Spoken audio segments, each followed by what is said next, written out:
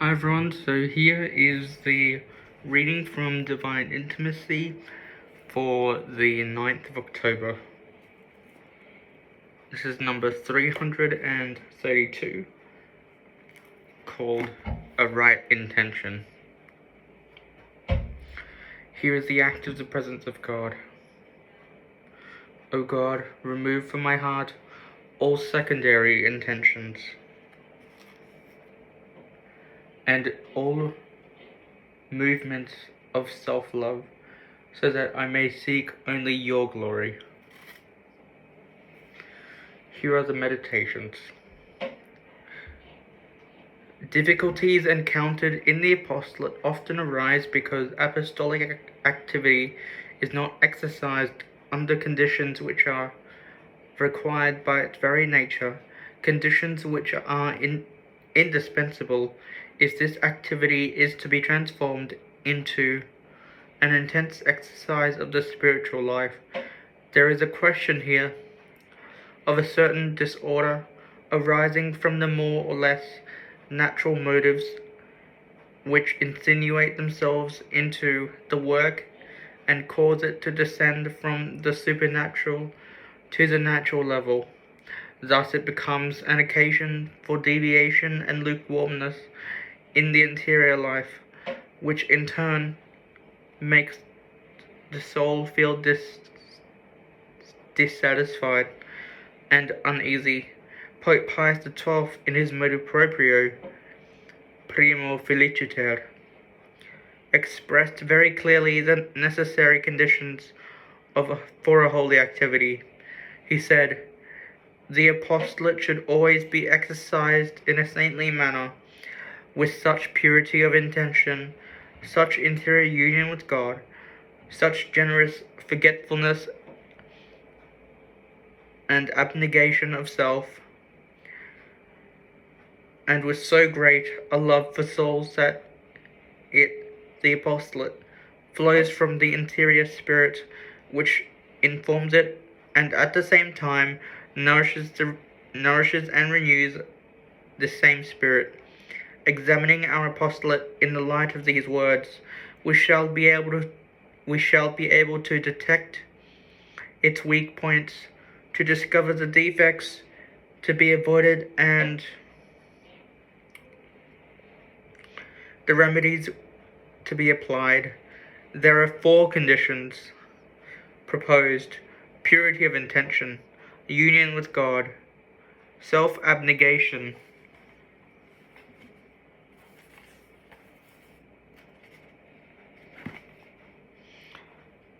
love for souls.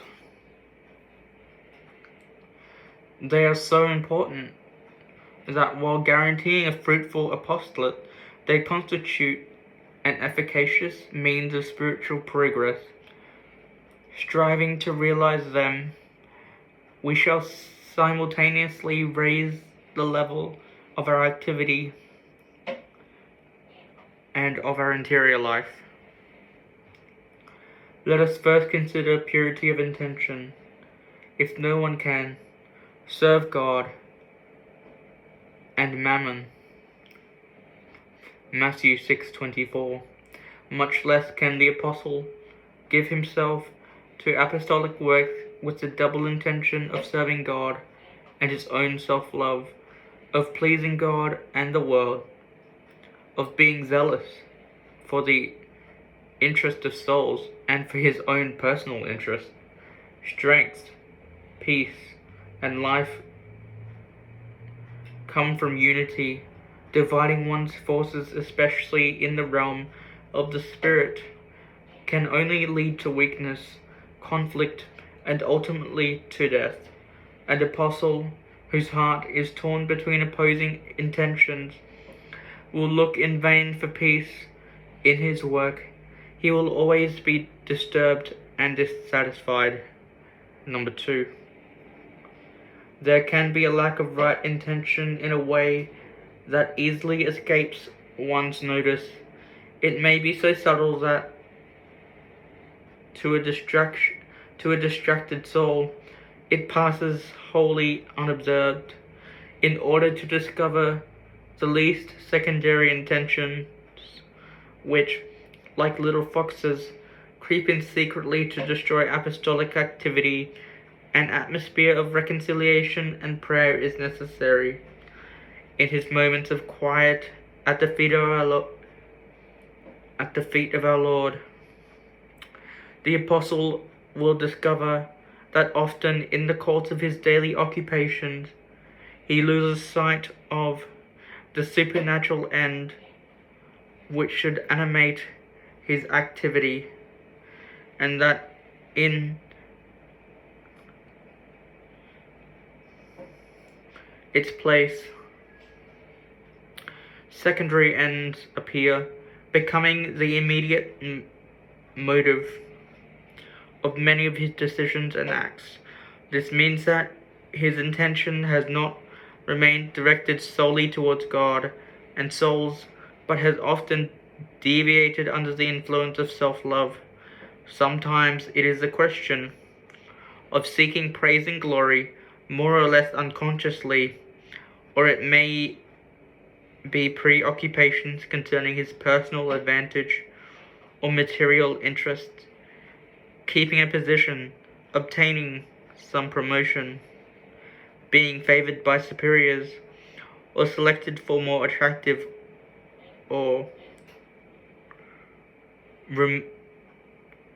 remunerative work. In short, the apostle should realize that, side by side with his love for God and souls, there is still much self-love and egoism. This is not a very consoling picture, but he should not be discouraged by it. Instead, he should humbly recognize his own misery and thank God, who has revealed it to him, in order that he may correct it. On the other hand, he must not think that everything he does is merely in the fruit of pride. No. When a person has consecrated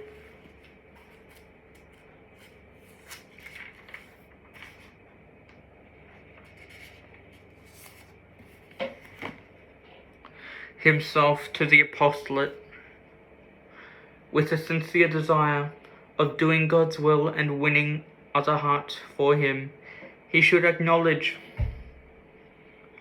that he is animated by love for God and souls, but that his love is not strong enough yet to triumph completely over human passions.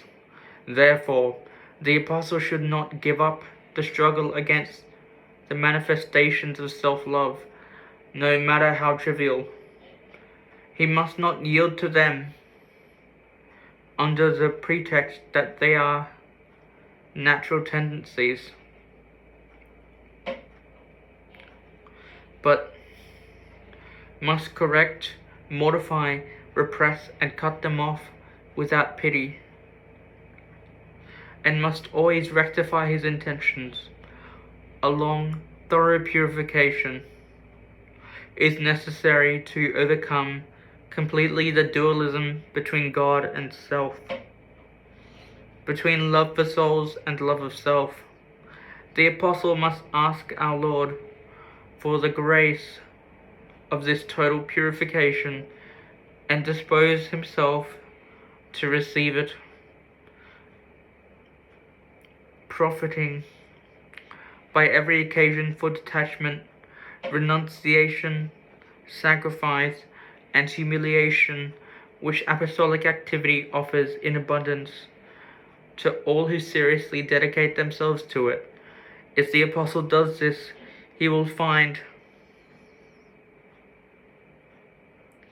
in his work an excellent means of spiritual progress, and instead of becoming entangled in the dangers which abound in external activity, when self-love is not mortified, he will be purified by the very exercise of his apostolate. Here is the colloquy.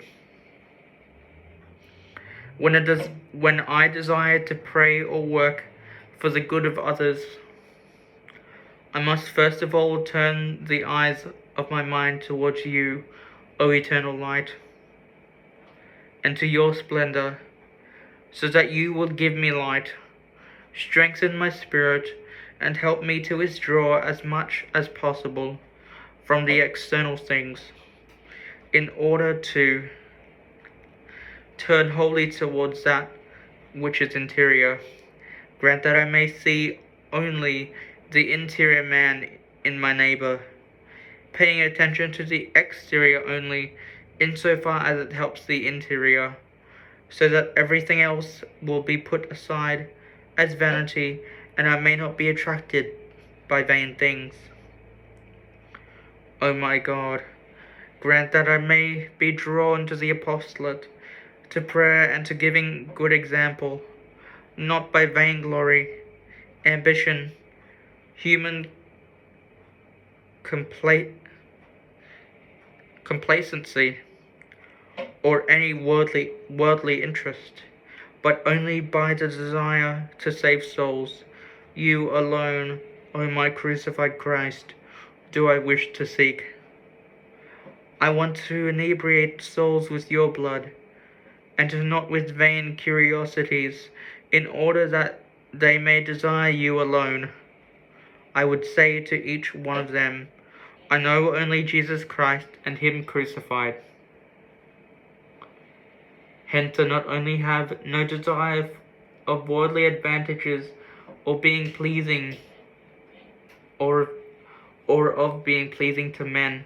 I do not even judge myself as knowing anyone or anything but you, Christ crucified.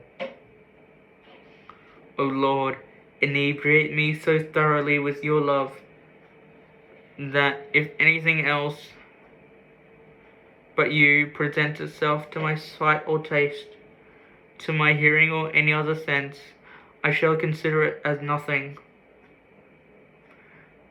so much so that I shall not take my delight, nor my glory, nor my rest, except in your precious blood, towards which I desire to be completely turned. Grant that my eyes may not be filled with the things of earth, but only with your sufferings. Grant that my mouth may not be filled with vain words, but with what concerns your passion, and may it be the same with all my other senses. Here is the meditation for today. Thank you for listening. To support me further, please like, share, subscribe, comment, and to stay tuned to the series, please subscribe to the channel and stay tuned. Thank you.